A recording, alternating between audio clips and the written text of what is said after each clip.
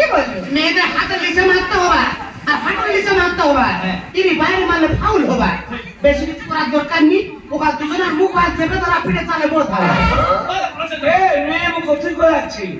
কি বলতো শুনতে পাইনি কি মানে ওরা দুজন আর কিছু করার দরকার নেই দুজন আর মুখ বাজছে ওদের রাত্রিতে চালাও বস দেখা যাবে কেকার পিঠে চালে বসে দেখা যাবে হ্যাঁ হয়ে যাবে ঠিক আছে আরে ও ভাই যান হ্যাঁ। ফার্স্ট ডাক তোমাদের ভাইজান যাবে হ্যাঁ। ভাইজান যাচ্ছে হাততালি হয়ে যায় কবাডি খেলা হবে কবাডি কবাডি কবাডি কবাডি আর ভাই যান কবাডি এরা ফাউল